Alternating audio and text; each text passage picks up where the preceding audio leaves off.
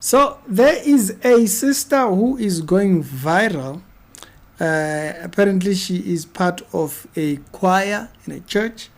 She was spotted at a concert of some sort where one particular musician was there, and she was holding her undies. We don't know if these are hers or what, and she was waving them, and her pictures are all over now. I can bet you it's someone who knew her who went and tagged her. Her pictures are all over. She's implying things. She's in the picture. She's implying things. She wants to go with the DJ and stuff. And so she is all over. It's been posted, you see, in the... That is the DJ, and then she starts waving the thing. These videos, has been everywhere. Her pictures are everywhere. She is trending. And what's trending about it is this double comparison of her in church and her at the concert and so forth. It is everywhere. You can't avoid it. Anywhere you look online, you'll see someone sharing it or posting it around. And so this comes after this whole show that happened, and everybody was talking about that. But this reminded me of something that we constantly talk about. You see, maturity is a personal responsibility. You see, I have a duty to make sure I am growing spiritually. I have a duty to do that. And you see this whole idea of duty. Okay? 1 Corinthians chapter number 3. That's where you see this duty to grow. You have a duty to grow. You have a duty to grow. You don't just stay as the same individual that you were thinking. You see there he addresses the growth of the person. He says people were still worldly and so forth. With this whole division that they had, he goes down, and then he says, by the grace given unto me as a wise master builder, someone else built, but another should build, but each one should build with care. Notice that the verse says you build with care. By the way, this is what the Bible means when it says with fear and trembling. Okay, people think with fear and trembling means you're always scared. No. With fear and trembling is this idea that you know that what you are doing will stand before the Most High, right? It doesn't question your salvation. It questions your maturity. So there are people that they can't distinguish the difference between discipleship and point to salvation. And so they attach everything. He says each one should be careful of what he's built. He says, for no one can lay another foundation. So the foundation has been laid, it's done. It's Jesus. If anyone build, notice that he says, if you build. What does that mean? If you structure your life in wrong things, you'll have problems. Because now, you see, the results that people see out of you will, what's this one? People will have questions when they see you and your results. They say, what? Are these the results we were expecting? They will have questions. Maturity you can't fake. Why? Because you see, if you are not growing spiritually, there is no maturity. You can't fake growing spiritually.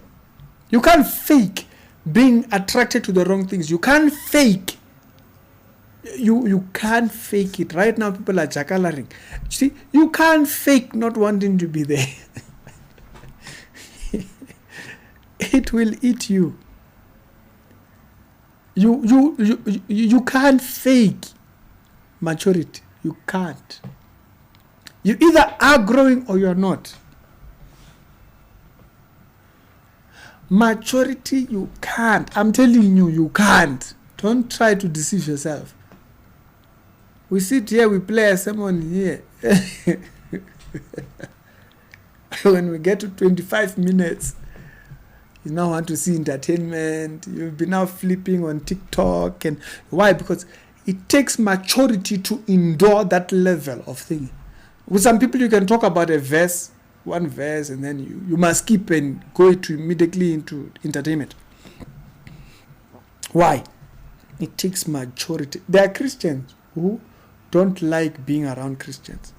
That's why you hear Christians say, no, you hear a certain person who claims to be a Christian. You'll hear them say, hey, Christians are so judgmental. No, how cool. You're not growing.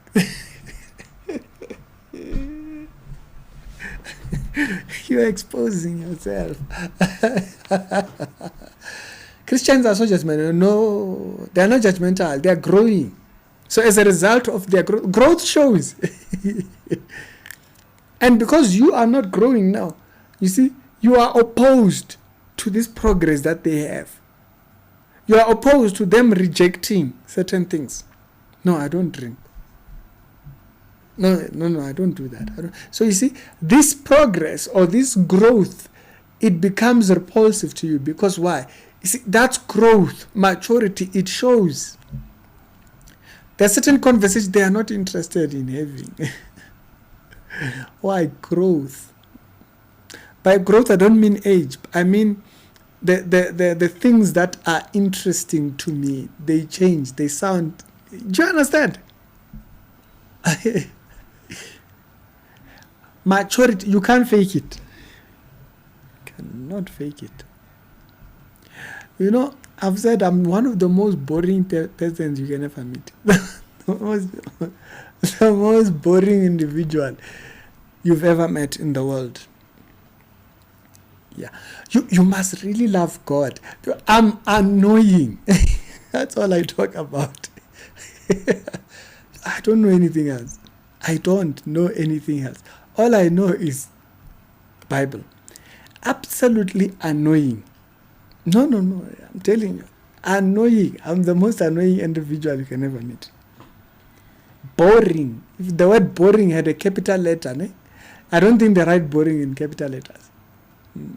I would be the face of what boring looks like. Yeah, because there are certain things they are not amusing. I'm not interested. And that's not here on camera. No. There are certain, like there is a song can play there and it just sounds nice. Oh, okay, that's nice. You know? But then there are people, once a song starts, you must go to the window and check what's happening when that song is playing. Because why? That song it's inviting. It calls for an action. There must be a dance happening there. Why? Because the person is not outgrowing certain things out of their system. You see, there are certain things we like. We must outgrow those things. There are certain progresses. Once you make them, these things fall off. Sister here got comfortable going to church and that was about it. The biggest problem was there were these areas, these loopholes. She stopped looking to fix. And as a result, these things still appeal. They appeal. That's why she's dangling what she's dangling there. She's dangling that because these things still appeal. And if she's not careful with the world will swallow you and just read 1 Corinthians chapter number 5. It will tell you. 1 Corinthians chapter number 5 is an example of what happens. When the world swallows, if it swallows you, it spits you without value. When the world swallows a person. So it's not a thing, this is that. It's not a very it's not a very complex issue. No. There are people who will be watching these videos and these clips and her pictures going viral and be thinking she's going to hell. It's not a hell thing. It's a maturity thing. If certain things don't grow out of you,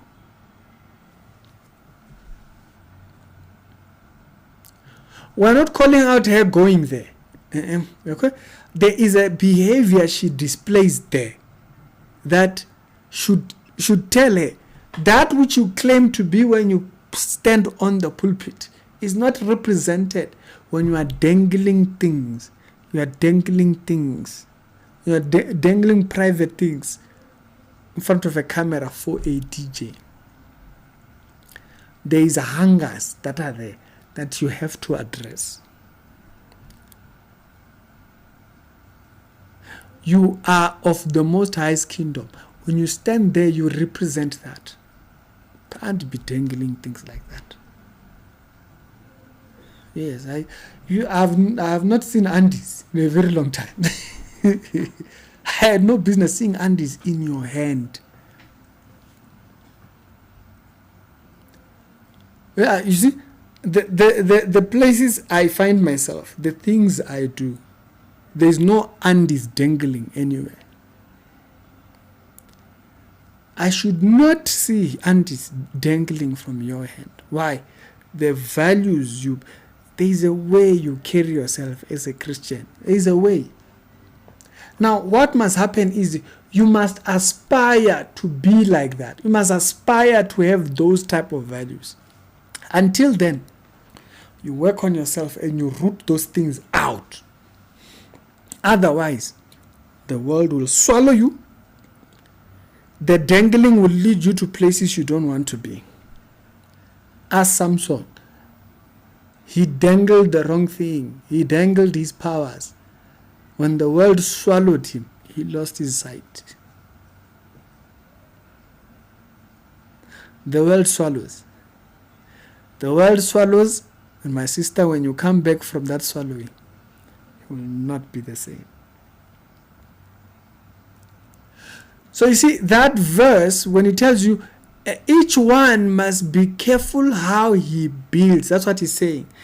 Be careful how you structure your life. The things that you care about, you yourself, you don't have to tell us. The things you yourself inside your heart, the things you care about.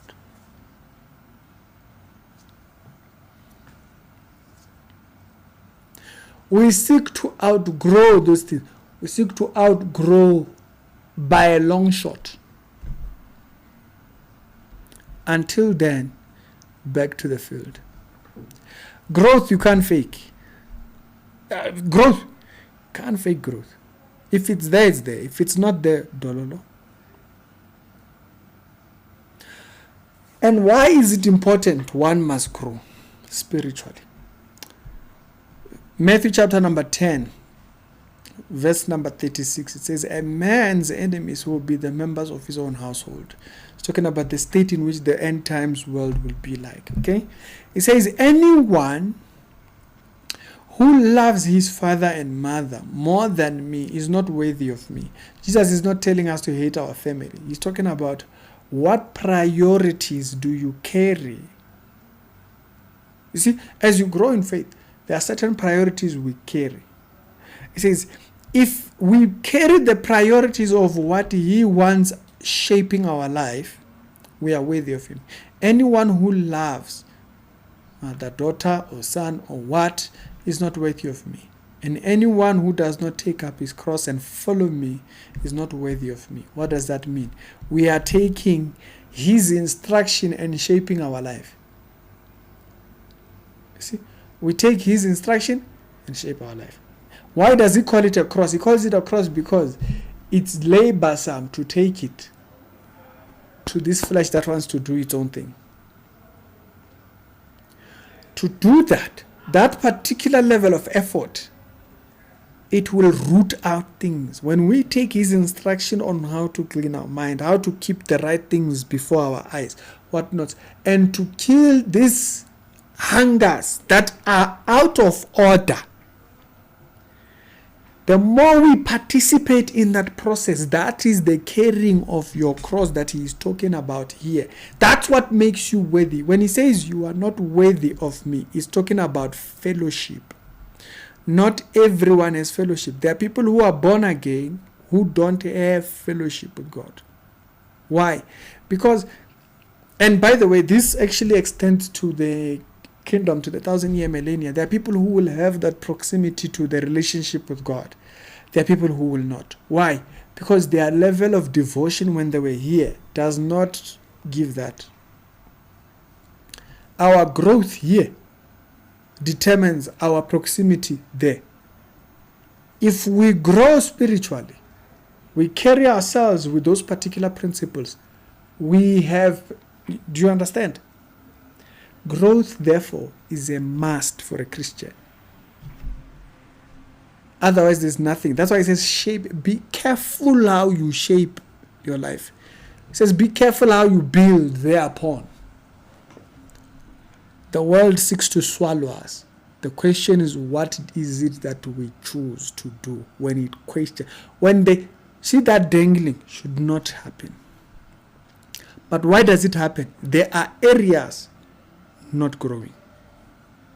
And if that continues, it will cause you problems. Like I gave the example of Samson. Samson lost his sight. Why? Because areas where he should have outgrown, he did not. Choir master, are we understanding? Are we clear? Mm-hmm. That's what, you see, there are things we should not. Mm-mm. Mm-mm. Mm-mm. We are called to the righteousness of the Most High. The requirement for it's very high.